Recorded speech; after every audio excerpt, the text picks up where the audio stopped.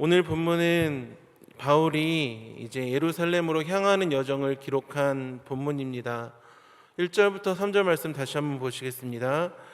우리가 그들을 작별하고 배를 타고 바로 고스로 가서 이튿날 로도에 이르러 거기서부터 바다라로 가서 베니게로 건너가는 배를 만나서 타고 가다가 구브로를 바라보고 이를 왼편에 두고 수리아로 항해하여 두로에서 상륙하니 거기서 배의 짐을 풀려 함이로라. 이제 밀레도, 고스, 로도, 바다라, 두로, 이제 이러한 여정은 이제 둘레마이 가이사랴를 거쳐서 이제 예루살렘으로 올라가는 경로를 보여줍니다. 그 가운데 이제 오늘 읽으신 1절 말씀이 좀 더 와닿았는데 보시면 우리가 그들을 작별하고라고 나와 있습니다.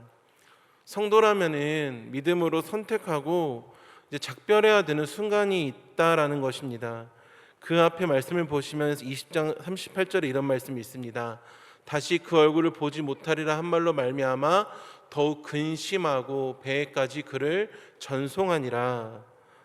라고 이제 바울과 에베소 교회 장로들의 작별하는 모습을 보여줍니다. 여기서 이제 배에까지 그를 전송하였다라는 표현은 이제 고대 지중해 문화에서 존경하는 인물을 떠나보낼 때 이제 공동체가 이제 존경하는 인물을 떠나보낼 때 공동체가 함께 한국까지 나아가서 이제 배웅하는 그런 관습의 모습을 이야기하는 것입니다.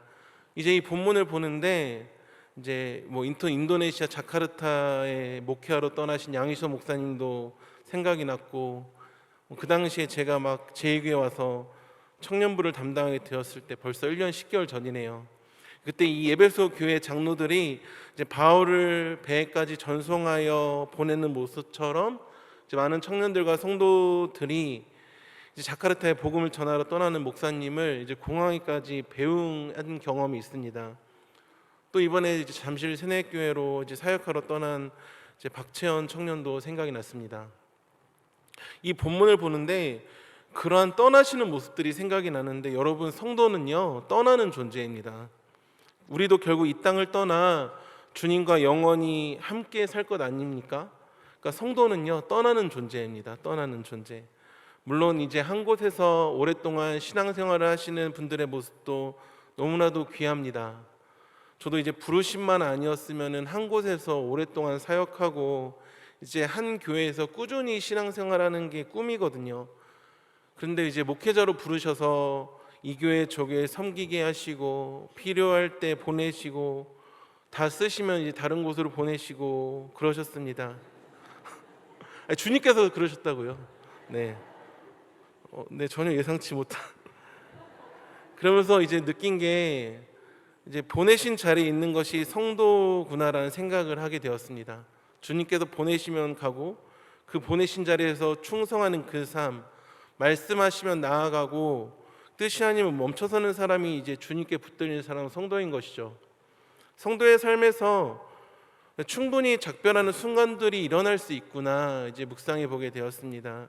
이제 언제 작별해야 되느냐, 바로 이제 부르심 따라 움직여야 할 때 일어나는 것이 작별이고 이별입니다.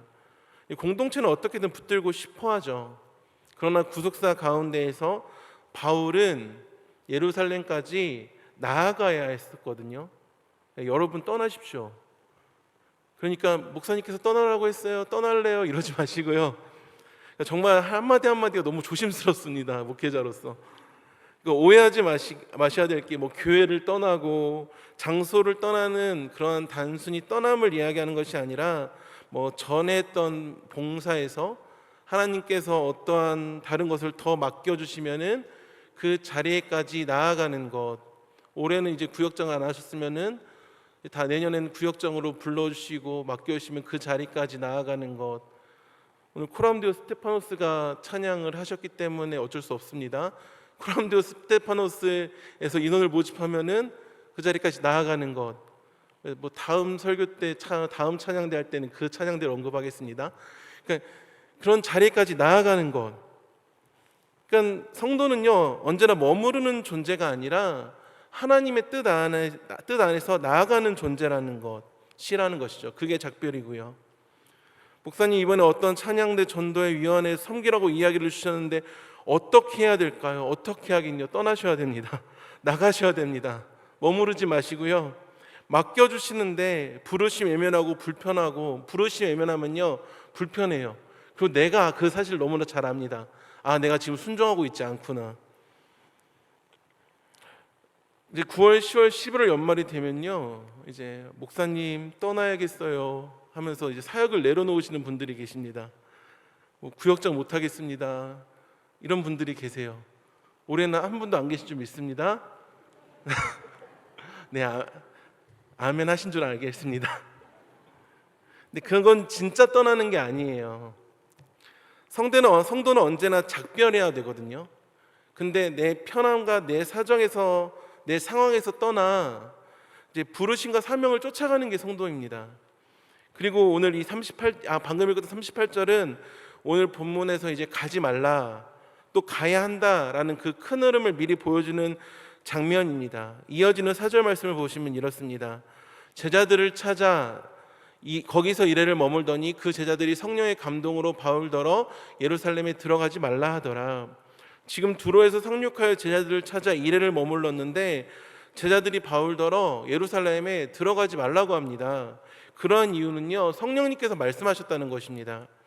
여기에 임하신 성령님의 감동은 바로 예루살렘에 가면은 환란이 있을 것이다, 딱 거기까지였습니다. 바로 환란을 보여주신 것이고, 그러한 환란이 있을 것이라는 성령의 감동 가운데 제자들은 바울 보고 환란이 있으니 그러니까 가지 말라고 이야기를 한 것입니다. 이제 제자들은 공동체된 심정으로 사랑해야 하는 마음으로 만류한 것이죠. 들어가지 말라 하더라. 그런데 5절 말씀 다 같이 읽어보시겠습니다. 시작. 이 여러 날을 지낸 후 우리가 떠나갈새 그들이 다 그 처자와 함께 성문 밖까지 전송하거늘 우리가 바닷가에서 무릎을 꿇어 기도하고. 그러한 만류에서도 바울은 떠나갑니다. 여기에서도 이제 작별이 나오고, 성문 밖까지 전송하는, 아까도 말씀드렸듯이 이제 지중해 문화에서 존경하는 사람을 떠나보낼 때 행하던 문화적인 관습과 함께 이들의 이제 애틋한 마음도 나타납니다. 근데 신기한 것은 이제 이들은 이별의 순간에 바닷가에서 무릎을 꿇어 기도합니다. 기도 장소가 성전이나 회당이나 예배당이 아니라 어디입니까? 바닷가. 여기서 알 수 있는 것은 새로운 공동체가 된 교회는 장소에 얽매이지 않는다는 것이죠. 어디서든 주님과 교제하고 기도하는 공동체가 교회라는 것입니다. 작별하는 순간에도 기도하고, 바닷가라 할지라도 기도하고, 작별의 순간에도 이들은 다른 거 하지 않았습니다. 기도했습니다. 그 다음 6절도 인상 깊은데 6절 말씀 다 같이 읽어보겠습니다. 시작. 서로 작별한 후 우리는 배에 오르고 그들은, 그러니까 바울은 자신의 사명을 따라 우리는 배에 오릅니다. 그리고 제자들도 자신들의 사명을 따라 집으로 돌아갑니다. 성경은요, 한 구절도 그냥은 없어요. 그냥 쓰여지지 않았습니다. 기도하고 떠나가니라, 그러니까 서로 작별한 후 기도하고 떠나가니라 라고 맞춰도 될 성경은 이제 서로의 사명의 자리로 떠나는 제자들과 바울의 모습을 각각 보여줍니다. 우리는 배에 오르고, 이제 바울의 그 사명은 떠나는 것이 사명이니까 배에 오르고, 제자들 그들은 어디로 돌아갑니까? 집으로 돌아갑니다. 아까도 말씀드렸듯이 이제 떠난다는 게 장소의 이동, 환경의 이동을 말하는 것이 아니라 부르심 따라가는 것을 말하는 거거든요. 제자들은 사랑하는 마음으로 바울이 예루살렘에 가려는 것을 막으려고 했고, 그리고 그들은 집으로 돌아가니라, 자신들의 이제 사명의 자리에 나아간 것이죠. 그 다음에 바울은 이제 두로를 떠나 돌레마이에 이르러서도 형제들에게 안부를 묻고, 가이사랴에 이르러 일곱 집사 중 한 명인 이제 전도자 빌립의 집에 들어가서 머무릅니다. 그 빌립에게는 딸이 4명 있는데 다 처녀로 예언하는 자였습니다. 한 명도 결혼하지 않았습니다. 빌립의 속이 어떤 속이었을지 모르겠습니다. 4명에는 다 처녀로 예언하는 자였대요. 그러면서 10절 말씀에 여러 날 머물러 있더니 아가보라 하는 한 선지자가 유대로부터 내려와. 여러 날 머물러 있는데 아가보라 하는 한 선지자가 나와서 이렇게 말합니다. 11절입니다. 우리에게 와서 바울의 띠를 가져다가 자기 수족을 잡아매고 말하기를 성령이 말씀하시되 예루살렘에서 유대인들이 이같이 이 띠 인자를 결박하여 이방인의 손에 넘겨주리라거늘. 이 띠 인자가 누구입니까? 바로 바울입니다. 바울을 결박하여 이방인의 손에 넘겨줄 것이다. 이제 아가보 선지자가 누구께서 말씀하셨다라고 하면서 이야기하고 있습니까? 성령님께서 말씀하셨다라고 하면서 이야기를 하고 있습니다. 그러자 12절 말씀 다 같이 한번 읽어보시겠습니다. 시작. 우리가 그 말을 듣고 그곳 사람들과 더불어 바울에게 예루살렘으로 올라가지 말라고 하니, 여기서 말하는 우리는 그곳 사람들, 이제 전도자 빌립과 더불어 아가보, 그리고 처녀로 결혼하지 않은 예언하는 그 빌립의 4명의 딸과 더불어 그 모든 공동체가 바울에게 지금 어디로 올라가지 말라고 합니까? 예루살렘으로 올라가지 말라 이제 권하고 있습니다. 계속 이 구도예요. 가지 말라. 근데 바울은 가야 한다. 사람들이 가지 말라는 데는 그냥 막연한 느낌, 내가 생각하니까 기분이 좀 안 좋은데 쎄한데 하면서 가지 말라, 이것이 아니라 성령의 감동, 11절에서처럼 성령이 말씀하시되 하나님의 영, 그리스도의 영이신 성령님께서 보여주신 것들, 말씀과 환상에 근거해서 가지 말라고 이야기하고 있는 거거든요. 왜요? 뻔하거든요. 가면 핍박당하고 결박당하고 환난 당할 거니까, 그게 눈이 뻔히 보이는데 뻔히 보여주셨으니까 그렇다면은 안 가는 것이 맞다라고 바울을 생각하고 사랑하는 마음에 계속해서 지금 가지 말라고 이야기를 하고 있습니다. 그렇다면 성령님께서 왜 계속 바울 주위 사람들에게 바울이 환난당하는 것을 계속 보여주셨을까요? 여러분, 성령의 감동은요 그냥 일어나는 것이 아닙니다. 성경을 보면요, 하나님께서 언제나 자신의 뜻을 이루시기 위해서 말씀하시고 성령을 통해 깨닫게 하시고 알게 하십니다. 하다못해 이제 구약의 사울 왕도 이제 사울도 선지자 중에 있느냐라고 말할 정도로 이제 걸어가며 예언을 한 기록도 있습니다. 물론 이제 구약의 이 사울의 성령 충만, 여기에 대해서 바빙크란 신학자는 당시 구약 시대의 성령 충만은 신약처럼 내주하는 은혜는 아니었고 떠날 수도 있는 은혜라고 말하였으며, 칼빈은 여기에 대해서 직분을 감당하도록 하시는 성령이라는 표현을 썼습니다. 어찌되었든 성령님께서 감동케 하시고 말씀하시고 알게 하시는 데에는 구약이든 신약이든 현재든 하나님께서 자신의 뜻을 이루기 위해서 말씀하시는 것입니다. 그렇다면 왜 하나님께서는 한 번도 아니고 여러 번 성령의 감동으로, 성령의 말씀하심으로 말미암아 바울을 만류하는 이러한 일들이 여러 번 일어나게 하신 걸까요? 제가 지금보다 어렸을 때, 전도사 때 이 본문을 대했을 때는 아주 단순하게 생각했어요. 하나님께서 뜻을 보여주셨는데 제자들과 아가보라는 선지자는 인간적으로 반응했다는 것이죠. 하나님의 뜻은 환난이 있다, 여기까지였는데 거기에 어떻게 반응할 것인가? 그럼에도 바울처럼 믿음으로 반응할 것인가? 아니면은 어려운 일이 있으니까 가지 말라라고 제자들처럼 반응할 것인가? 그러면서 우리는 바울처럼 반응해야 합니다, 아멘하고 이렇게 말씀을 권한 적이 있거든요. 환난이 기다리는 것이 계시고 거기에 대해서 가지 말라는 권고는 제자들의 반응과 해석이었다는 것이죠. 물론 틀린 해석은 아닙니다. 근데 이제 시간이 지나고 다시 오늘 본문을 대하니까 오늘 본문이 그렇게 단순한 본문이 아니었습니다. 그리고 이러한 성령의 감동, 성령이 말씀하시는 것은 먼저 바울에게 먼저 일어난 일입니다. 사도행전 20장 22절 23절 말씀 다 같이 읽어보시겠습니다. 시작. 보라, 이제 나는 성령에 매여 예루살렘으로 가는데 거기서 무슨 일을 당하는지 알지 못하노라. 오직 성령이 각 성에서 내게 증언하여 결박과 환난이 결박과 환난이 나를 기다린다 하시나. 바울도 알고 있었습니다. 모르지 않았어요. 지금 성령에 매여 예루살렘으로 나아가는데 이제 거기서 무슨 일을 당하는지는 알지 못하지만 그럼에도 분명히 아는 것은 결박당할 것이고 환난당할 것이라는 것이죠. 근데 이게 제자들에게도 아가보 선지자에게도 하나님께서 계속해서 똑같이 말씀하신 거예요. 오직 성령의 각성에서 제자들에게도 아가보 선지자에게도 증언하여 결박과 환난이 바울에게 기다릴 것이다. 이러한 성령의 감동 가운데 제자들과 아가보 선지자의 결론은 뭐예요? 그러니까 올라가려고 가지 말라고요? 올라가지 말라. 그렇지만 바울의 결론은 그럼에도 간다. 그럼에도 간다. 24절 말씀입니다. 다 같이 읽어보겠습니다. 시작. 내가 달려갈 길과 주 예수께 받은 사명 곧 하나님의 은혜의 복음을 증언하는 일을 마치려 하면은 나의 생명조차 조금도 귀한 것으로 여기지 아니하노라. 이 같은 하나님의 감동에 전혀 다르게 반응하는 두 무리입니다. 오늘 말씀의 제목입니다. 막으려는 마음, 맡기는 마음. 이 성령의 감동에 제자들과 아가보 선지자 그리고 성경에 분명하게 기록되어 있지는 않지만 빌립의 딸 내 처녀로 예언한 사람들도 같은 마음으로 말하지 않았겠습니까? 성령님께서 말씀하시는데 가면은 결박과 환난을 당할 거니까 나가지 마. 바울 보고 나가지 마. 이것이 이들의 믿음이 연약해서 그랬을까요? 전에는 그렇게 생각했었거든요. 근데 나이가 들고 좀 더 기도하고 말씀을 보고 해석을 보니까 아니더라고요. 전혀 다른 내용인데 뭐냐면요, 이들의 믿음이 약해서 이렇게 말한 것이 아니라 이제 사절의 제자들과 아가보, 빌립과 딸 넷은 그러한 성령의 감동 가운데 이렇게 말하는 것이 이들을 향하신 하나님의 뜻, 이들의 사명이었던 거예요.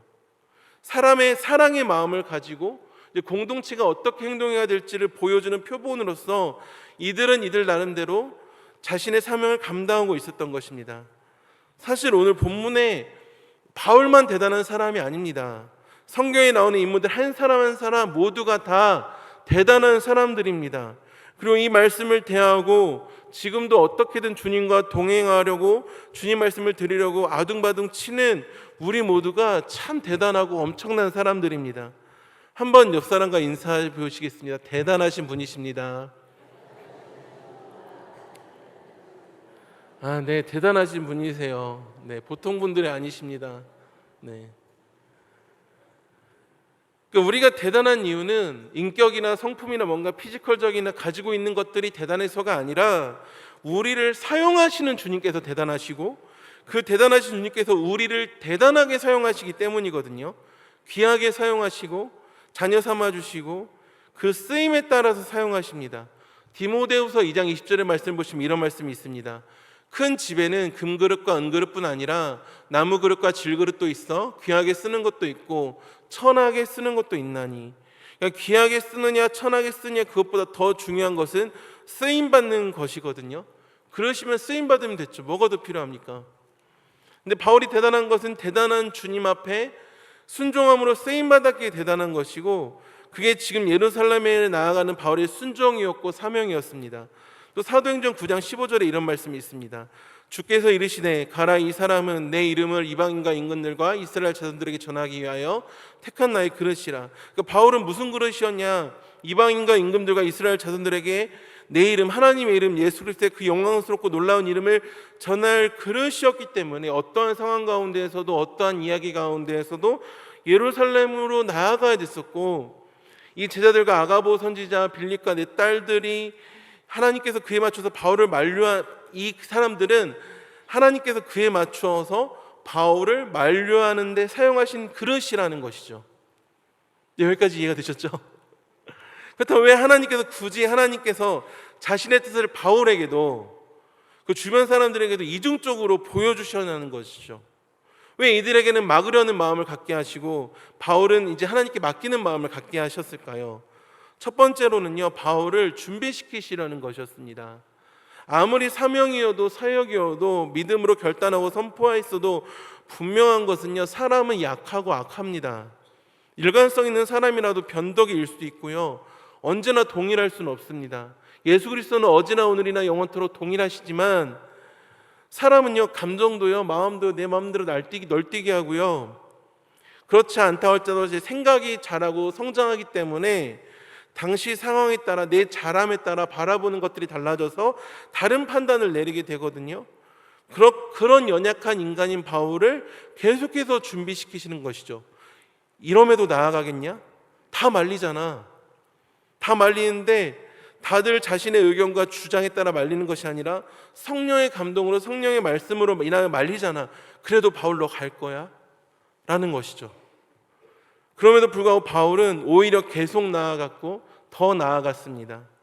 때마다 상황마다 작별해야 될 때는 작별하고 무릎을 꿇어 기도해야 될 때는 그것이 바닷가라 할지라도 무릎을 꿇어 기도하고 오늘 13절에서도 바울이 대답하되 여러분이 어찌하여 울어 내 마음을 상하게 하느냐 나는 주 예수의 이름을 위하여 결박당할 뿐 아니라 예루살렘에서 죽을 것도 각오하였노라 하니 다시금 주 예수의 이름을 위한 삶 그것이 바울 자신의 삶이라는 것을 고백하게끔 하심으로 준비시키시고 단련시키시려는 것입니다. 두 번째로 이제 공동체를 훈련하기 위한 것이었습니다. 성령님께서 바울에게 직접 말씀하셨어도 됐지만 물론 직접 또 말씀하셨죠.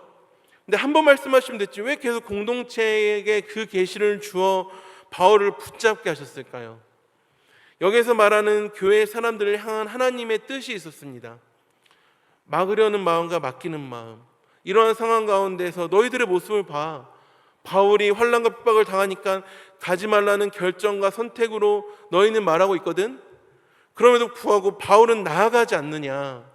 공동체라면은 하나님의 공동체라면 어려움과 힘듦을 피하는 선택을 하는 것이 아니라 그 길이 비록 광야라고 할지라도 나아가야 할 때가 있고 바다 위라고 할지라도 걸어가야 할 때가 있다.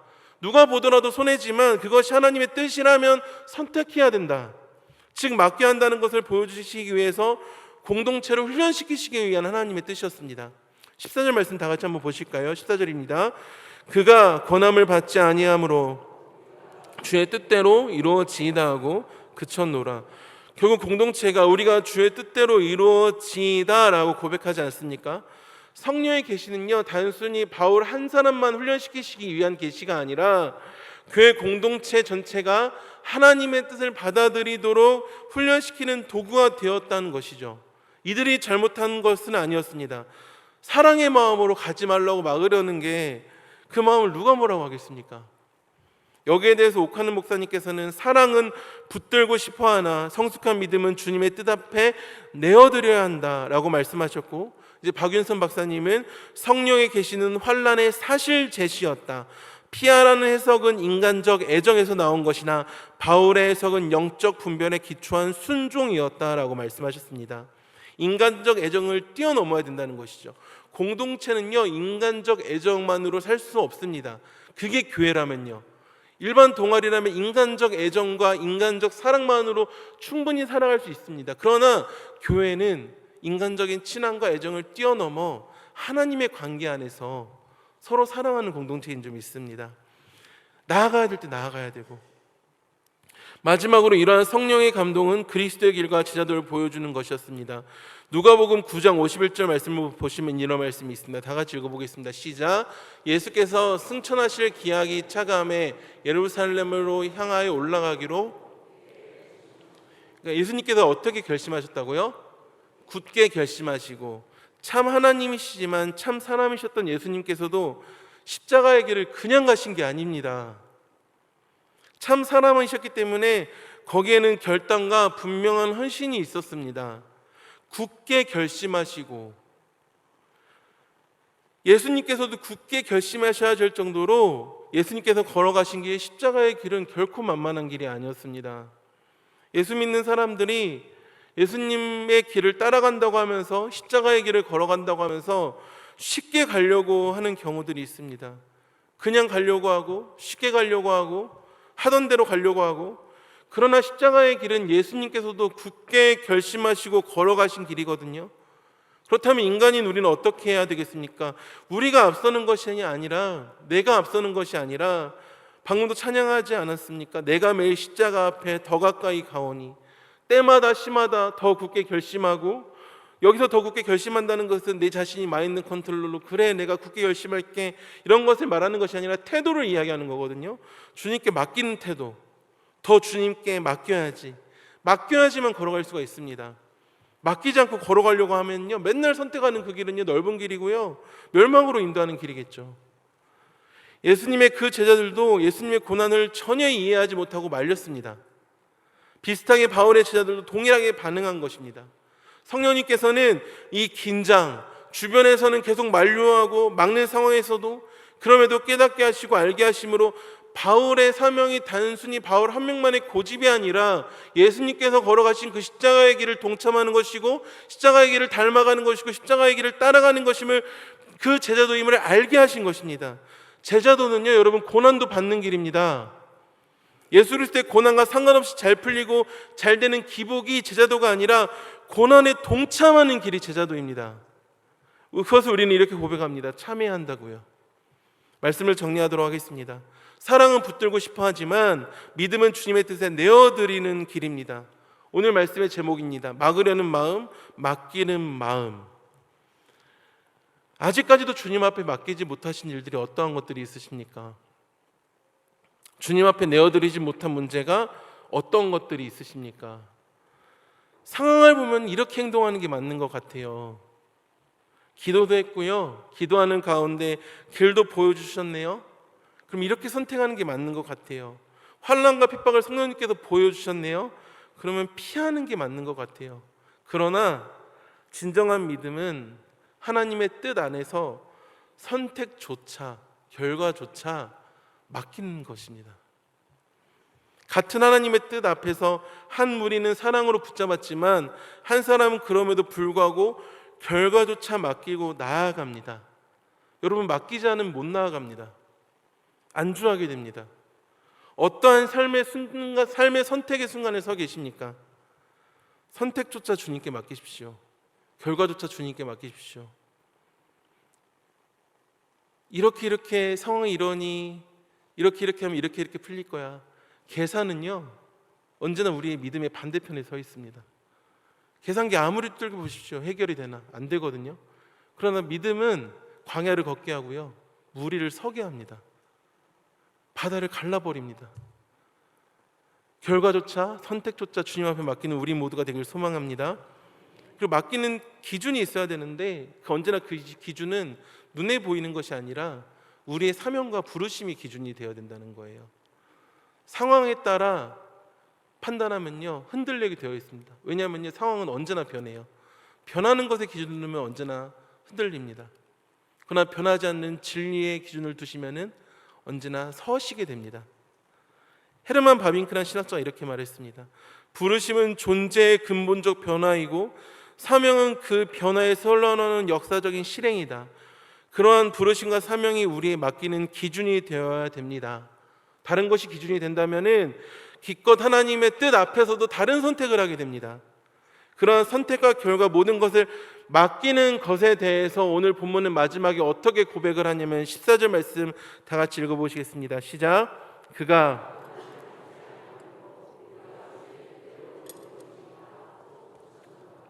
바울이 권함을 받지 아니하므로 이들이 뭐라고 고백합니까? 주의 뜻대로 이루어지이다. 자신들이 생각했던 주님의 뜻은 성령이 말씀하시면 환난이 있으니까 가지 말라 였으나 바울은 그럼에도 불구하고 나아간다는 것입니다. 결박당하는 것이 죽을 것이 주 예수의 이름을 위하여서 한다는 것입니다. 거기에 대해서 고백하는 것이죠. 주의 뜻대로 이루어지이다. 맡기는 것입니다. 오늘 한 날도 평생 동안 주님께 더 잘 맡기는 주님의 뜻을 이루어서 고백하는 우리 모두가 될 수 있기를 주님의 이름으로 축복합니다.